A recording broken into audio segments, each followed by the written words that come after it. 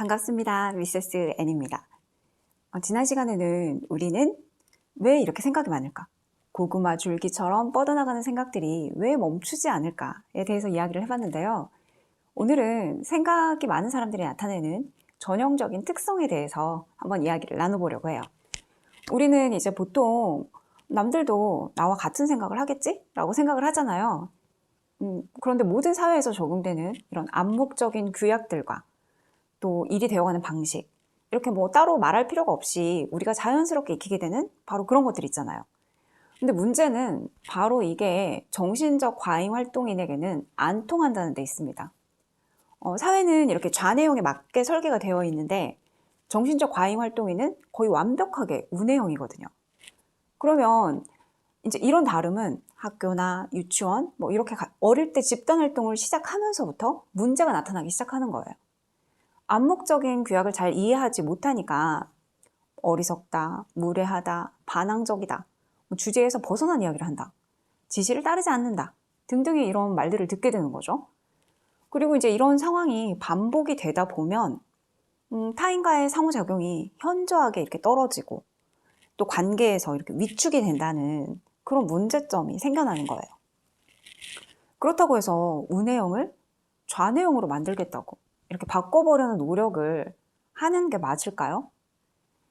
각 뇌에 이렇게 능력을 개발하는 것이 불가능한 일은 아니지만 그보다는 내 자신을 있는 그대로 받아들이고 자신이 가진 특성을 발휘하고 누리는 편이 훨씬 더 안정적이고 바람직한 방향이라는 거죠. 그럼 어느 부분에서 우리가 바람직한 건지 한번 찾아봐야 되겠죠. 우뇌형 인간의 장점은 의사결정 과정 자체가 이렇게 하나하나 계산하고 검토해서 이루어지는 게 아니라는 거예요. 직관적으로 단번에 바로 되는 거죠. 신경망이 이렇게 많은 정보를 동시에 처리하는 통합적인 사고가 가능하기 때문에 눈 깜짝할 사이에 결정을 내릴 수도 있어요. 어떤 이렇게 특정한 주제에 집중력을 쏟지 않는 한, 그리고 이게 자동적으로 그냥 자연스럽게 작동이 되는 겁니다. 그리고 이게 굉장히 빠르게 이루어지다 보니까 기분의 변화 역시도 사실은 좀 빠르게 일어나요. 그리고 이제 이렇게 빠르고 다각적인 사고는 실제로 자기 자신에 대한 의심과 의문도 대량으로 생산하게 되는 거죠.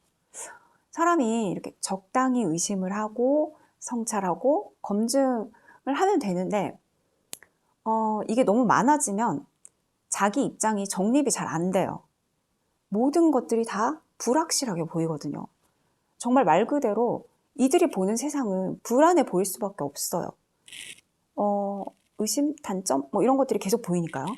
자기 자신조차도 온전히 신뢰할 수 없는 그런 비판의 대상이 되기 때문에 자존감이 손상되기도 쉽고 또 줄 데 없이 타인의 의견에 휘둘리기도 하죠.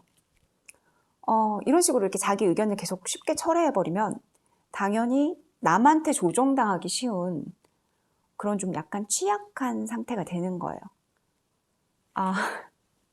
장점에서 시작했는데 금세 단점으로 넘어가 버린 것 같은데 저자는 이제 이렇게 다각적 사고를 하는 정신적 과잉 활동인의 뇌는 이렇게 멈추지 않는 물레방아와 같다고 또는 끝없이 달리는 자전거와 같다고 이야기를 합니다. 저자는 이런 성향을 가진 만성 우울증 환자 상당수가 이렇게 뇌를 헛도는 물레방아처럼 쓰고 있다는 사실을 발견해내죠. 지성의 식욕 부진이나 지성의 영양실조 같은 상태라는 거예요. 정신적 과잉 활동인들한테는 자신의 지적 영향력을 이렇게 발휘함으로써 스스로 이렇게 쓸모있는 존재구나라는 그런 기분을 느끼도록 해야 한다고 말을 해주고 있어요. 그리고 이제 이렇게 쌓인 정보들을 기억해야만 한다는 어떤 그런 압박, 이런 걸 받으면 힘을 못 쓰지만 자연스럽게 이런 쌓인 지식을 즐거운 환경에서 이렇게 마음껏 꺼낼 수 있도록 하면 괜찮다는 거죠. 그러니까 이런 정신적 과잉 활동인들은 시험이라든지 이런 압박 상황이 주어지면 사실은 효과를 발휘하지 못할 확률이 커요. 그러니까 다시 말해서 충분한 흥미를 유발할 수 있는 지식을 계속해서 넣어줘야 되고 스스로에게 제공을 해줘야 되고 그것을 이렇게 꺼냈을 때조차 자연스럽고 편안한 환경이 돼야 된다는 거죠. 아무래도 이런 성향이면 역시나 사회적으로 뭔가를 인정받는 거, 그런 건 좀 어려움이 좀 있겠죠. 그렇다면 이들의 잠자는 시간은 어떨까요? 여러분 모두 잘 알다시피 우리 뇌는 우리가 잔다고 해서 멈추는 게 아니에요. 보통 우리 뇌는 우리가 자는 동안에 하루 동안의 일들을 이렇게 정리하는 시간을 갖죠. 그런데 이 정신적 과잉 활동인의 뇌는 24시간 연결된 텔레비전과 같은 상태예요. 그러니까 이들 상당수는 잠도 설치고 꿈도 많이 꾸고 초현실적인 악몽 이런 것도 많이 꾸죠. 접니다. 하지만 제가 말씀을 드렸죠. 우리는 좀 장점을 찾아보자고요. 일반인들도 가능한 일이지만 이들에게 조금 더 이렇게 잘 적용이 되는 거. 이건 바로 잠들기 전에 잘 안 풀리는 문제들을 뇌에 이렇게 숙제처럼 주고 잠자리에 드는 겁니다. 대신 일어나서 이렇게 생각이 나는 아이디어는 바로 적어둬야 돼요. 그렇지만 이게 늘 효과가 있는 건 아니에요. 실질적으로 이들은 생각이 너무 많다 보니까 불면증 뭐 이런 것들도 있기 때문에 또 대부분은 이렇게 잠자는 시간을 아까워하기도 해요. 그러니까 이제 일상생활을 어찌됐든 유지를 하려면 이들한테는 이제 밤에 긴 수면 시간이 아니라 시간이 이렇게 짬짬이 날 때마다 쪽잠을 자는 것도 하나의 요령일 수도 있죠. 저 역시도 이렇게 불면증에 오래 시달렸는데 이게 쪽잠이 잔다고 해서 사실 해결이 되진 않아요. 저는 7시간, 8시간 이런 식으로 정확한 시간을 잠자는 게 굉장히 좀 중요해서 사실은 이렇게 쪽잠을 자는 현실적인 방법은 좀 포기를 했습니다. 어찌됐든 이렇게 정신적 과잉 활동인들은 세로토닌계의 교란을 겪죠. 그리고 여러 가지로 그것 때문에 어려움을 겪을 확률이 높아요. 우울증이라든지 강박중동장애, 과식, 불면, 세로토닌과 연관된 여러 가지 질병들을 앓을 수 있어요.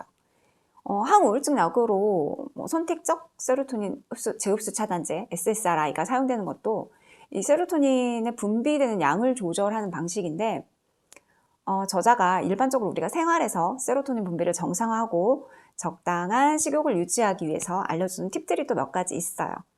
첫째는 단백질을 섭취하고 설탕 중독은 세로토닌 분비를 저하시키는 연구 결과가 있는 것만큼 좀 단맛에 중독되어 있지 않도록 하는 거 그런 것들을 확인해 보고 그리고 신체 활동을 할수록 중추신경계에서 분비되는 세로토닌 양이 증가한다고 해요. 그러니까 운동을 하라고 하죠.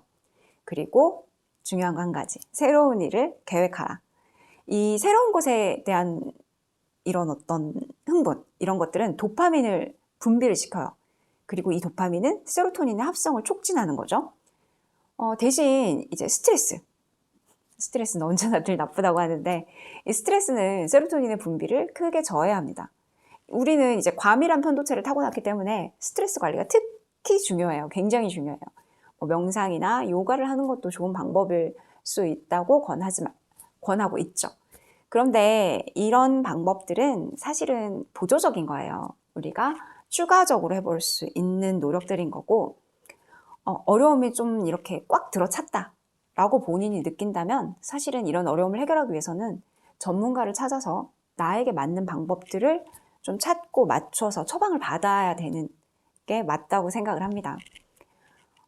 오늘은 이렇게 정신적 과잉 활동인들의 생각이 너무 많아도 정말 너무 많은 사람들의 전형적인 특성, 단점 속에서도 그래도 이렇게 장점을 좀 몇 가지 찾아내봤는데요.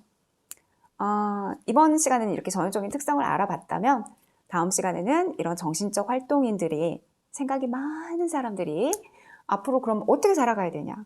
이 우뇌형은 배제시키고 좌뇌형으로 설계된 이 삶을 어떻게 살아가야 될 것인가. 거기에 대한 이야기를 제가 잘 준비해서 여러분들을 찾아뵙도록 할게요. 당신을 기다립니다.